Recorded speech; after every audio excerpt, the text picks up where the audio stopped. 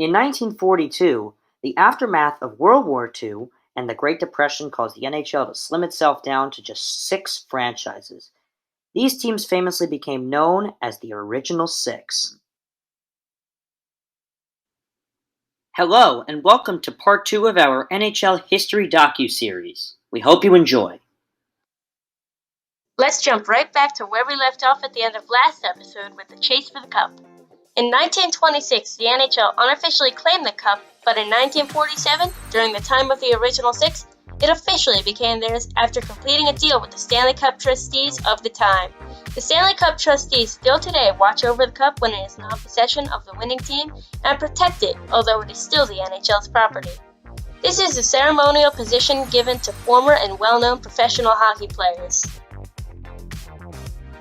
The Original Six era officially began in 1942 with the folding of the Brooklyn Americans. League ended up at this point with 6 teams: the Boston Bruins, Chicago Blackhawks, Detroit Red Wings, Montreal Canadiens, New York Rangers, and Toronto Maple Leafs. During the Original Six era, there were 2 major domination dynasties at the time. The Toronto Maple Leafs, who won 9 Stanley Cups during the Original Six era, and their Canadian neighbors, the Montreal Canadiens, who won 10 Stanley Cups, including 5 in a row during the years of 1956, 57, 58, 59, and 1960. Fittingly, the last of the Stanley Cup winners during the Original Six era before the time of expansion were the Toronto Maple Leafs. They have yet to win a cup since 1967, the official end to the Original Six. Some notable stars during the Original Six era were Maurice Richard, who became the first 50-goal scorer in the National Hockey League in the 1944-45 season. Richard, coincidentally, 10 years later, got suspended for assaulting a referee, which caused riots throughout the entire city of Montreal. These riots are now known as the Richard Riots.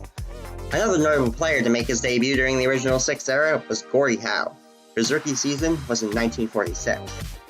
Howe would retire an astonishing 32 years later as the NHL's leader in both goals and points. As well as these star players making their debut, Willie O'Ree broke the NHL's color barrier when he took to the ice for the Boston Bruins first time in 1958. The game of hockey and its equipment was changing rapidly during this era. Back before the Original Six, the NHL was nearly unrecognizable to the league it is today. As an attempt to open up the game, the league introduced the red line at the center of the ice. This allowed players to pass the puck out of the defensive zone, which was illegal in the past.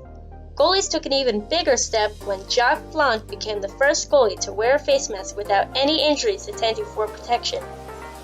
Goalies weren't the only ones to get equipment upgraded, because in 1965, during a routine skate, Stan Mikita accidentally broke his stick so that it curved in a banana-like shape, and in frustration, he shot a puck so hard into the boards that everyone in the rink looked over, hence the birth of the curved stick. The game was changing off the ice as well. At this time, as the first annual NHL Amateur Entry Draft was held in 1963, as an effort to balance out the talent distribution in an effort to stop major dynasties such as the Toronto Maple Leafs dynasty and the Montreal Canadiens dynasty, which each combined for 19 Stanley Cups during this long Original Six era. As well as this, the National Hockey League Players Association, abbreviated to the NHLPA, formed officially in 1967. This was a whole 10 years after former NHL star Ted Lindsay attempted to form it but failed. To commemorate Ted Lindsay's work in the sport, the NHL named a trophy after him. The Ted Lindsay Trophy, which was recently renamed to the Ted Lindsay Memorial Trophy after he sadly passed away in March of 2019, is awarded to the player who was voted MVP by the members of the NHLPA. This is not, however, the official MVP trophy, as that one is the Hart Trophy, which is voted on by the media. You may know this trophy as the one that former Devil Taylor Hall took home in 2018. In the 1960s, it was joked that the NHL was the Norris Households League because members of the extremely rich Norris household held interest in many of the team's ownership stakes. James D. Norris was the co-owner of the Chicago Blackhawks and majority owner of New York City's famous Madison Square Garden. giving him majority control over the New York Rangers. James would later have a trophy named to him. The James Norris Memorial Trophy is awarded yearly to the best defenseman in the NHL. His brother Bruce also inherited majority ownership in the Detroit Red Wings. In 1963, Rangers CEO and NHL board member William Jennings, who later had a trophy, the William Jennings Trophy, awarded to the goalie or goalies with the lowest goals against average in the league, introduced the idea of expanding the league to the American West Coast by adding 2 new teams for the 1964-1965 season. His defense was that the rivaling Western Hockey League, abbreviated to the WHL, was intending to operate in the near future across the U.S. He also said that this would truly make their league national and therefore improve their chances of coming to the U.S. television market, creating a deal with CBS Sports. At the time, the other board members and franchise owners rejected this original idea, but in 1966 they reconsidered when they met in that year of February and doubled the league's franchises. They awarded teams to the following U.S. cities: Los Angeles, Minnesota, Philadelphia, Pittsburgh, San Francisco, and St. Louis.